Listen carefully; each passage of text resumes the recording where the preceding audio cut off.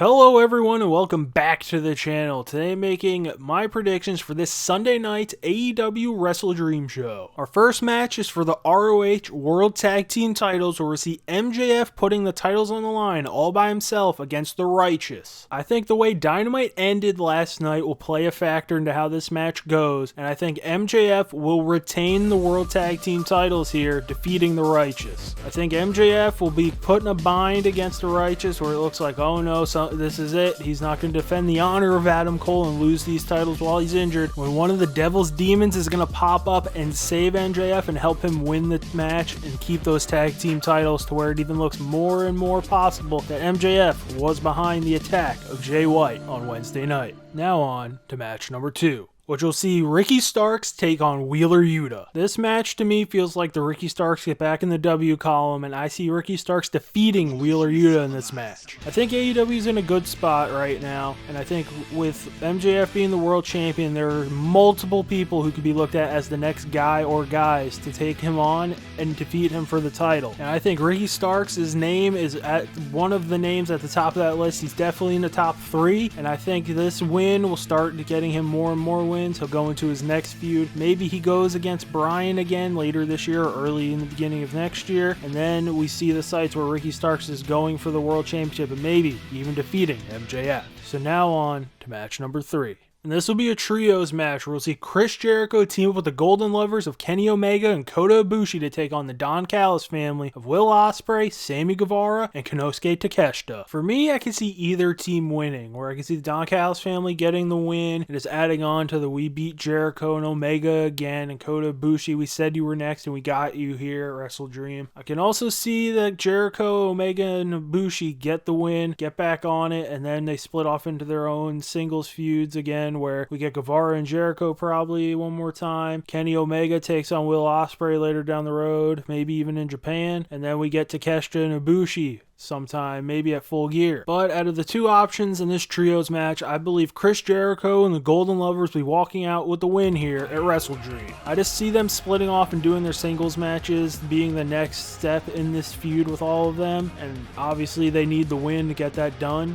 I also think a win here could help Ibushi and Omega more form a tag team together, and we could see them tag up and be the Golden Lovers for a good chunk of time, maybe for the rest of the year, and maybe even get a chance at FTR in those AEW World Tag Team titles. And I just think a win here in this trios match for the Golden Lovers and Jericho just sets up a lot more things that could happen in this feud between Don Callis family, Chris Jericho, and Kenny Omega. So now on to a double championship match where Eddie Kingston will be putting the New Japan Strong Openweight Championship and the Ring of Honor World Championship on the line against Katsuyori Shibata. In this matchup of Ring of Honor champions colliding, I believe the current Ring of Honor World Champion will reign supreme and get the win and keep both of his titles. So I see Eddie Kingston defeating Shibata here. With Kingston just winning the title at Grand Slam, I think there's no chance he drops the world title here to Shibata so quickly. And with the rumors of a big Ring of Honor show happening in December, particularly maybe in the New York area, I see Eddie Kingston being the guy holding the flag for ROH, bringing that world championship into the Empire State. Now it's time for the AEW World Tag Team Championship match, where we'll see Aussie Open challenge FTR for the AEW World Tag Team titles. For me, this match and the 4-way tag team match that will happen next on this play very close roles to one another to what I think is going to happen. And I think after a crazy match against Aussie Open, I think FTR will be retaining their World Tag Team titles in this match. With FTR being one of the cornerstones of Saturday night's Collision show, I don't see them losing the tag team titles here. I think later down the road, maybe to the people who win the 4-way, they could be losing the tag team titles. But on Sunday night in Seattle, I think FTR will keep their streak alive and keep the title reign rolling. So now it's time for a 4-way match where the winning team will receive an AEW Tag Team title shot at any time, and the teams in this match are the Young Bucks, the Guns, the Lucha Brothers, and Orange Cassidy and Hook. Now in this match, I think the stipulation of the team challenges for the tag team titles at any time plays a big factor into my pick here, and I think of the 4 teams in here, who's most likely to be just coming in anytime to steal the tag team titles, and that's why I'm picking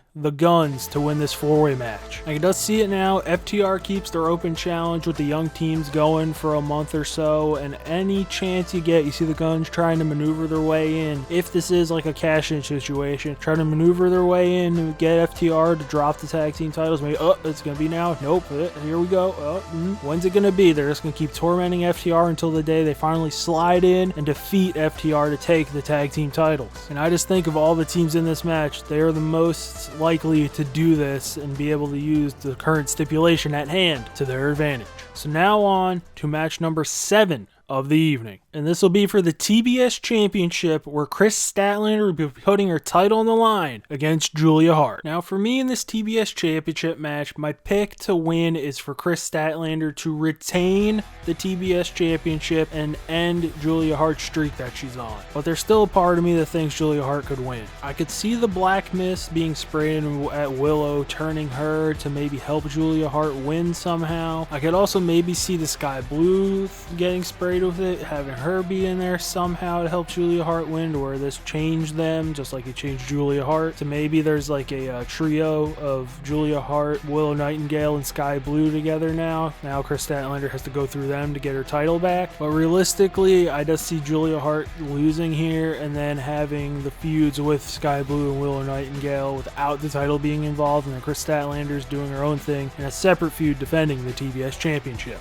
So now on match number 8, and I think of these next 3 matches, any of them could be the main event of the evening, all for completely different reasons. And match number 8 will be a 2 out of 3 falls match for the TNT Championship, where the new champion, Christian Cage, who finally has possession of the title and is actually the champion, putting the title on the line against Darby Allin. Now the reasons I think this match could potentially end up as the main event is, number 1, it's a 2 out of 3 falls match, so it could be using a lot of time. I also think with the international title main eventing All Out, that they would use this show to maybe have the TNT Championship main event this one, so then it brings it up a little bit. And I also think if there's a certain person showing up in their Durango, maybe number 95, they could be the big ending of this show in Seattle. But just with the things we know heading into this match, I believe Christian Cage will be retaining the TNT Championship here, defeating Darby Allin in his hometown. And I have a strong feeling with Darby saying he's telling Nick Wayne not to be there, just to stay away, stay away. Nick Wayne is going to pop up and he is going to turn on Darby Allin and cost him this match, setting up Darby's next feud, and Christian as a new member of his team. And I think it'll all stem around the way that AR Fox was brought back into Darby Allin's close circle, to where he forgave him for what he did, even after Nick Wayne was just laying in a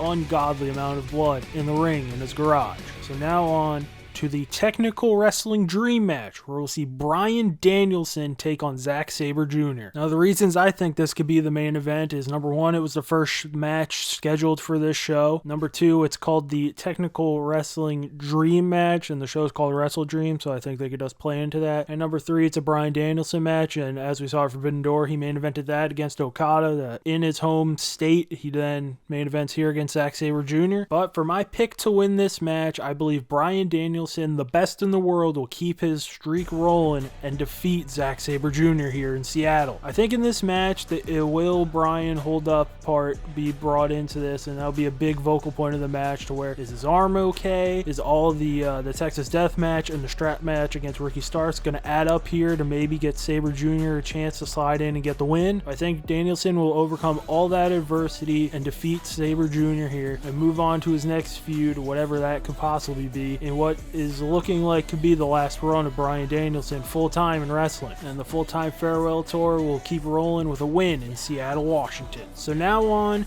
to the match I think will be the main event of the evening, where we'll see Hangman Adam Page take on Swerve Strickland. This will also be the shorts hype video of the pay-per-view. That'll be up tomorrow at 8 a.m. But the reason I think this will be the main event is, number 1, the segments they've been having have just seemed to be hitting on all cylinders, and everyone seems to be very much into them. Number 2, the hometown thing for Swerve, and this also plays into the Hangman, you've lost a step, you don't want it anymore, to where, you're in a main event, you're going to choke in a big match again feeling, maybe. And lastly, I think whoever wins, this could be looked at as a big moment for them and project them back into the World Championship title mix. So in this match between Swerve and Hangman, I think Swerve Strickland will be walking out with the win in front of his home state faithful here. I just think Swerve could really use a big win. This guy seems to be hitting on everything he's given. He knocks it out of the park. His matches are good, his promos are good, all the segments he's in are very good, and I think him beating Hangman, this puts him at the top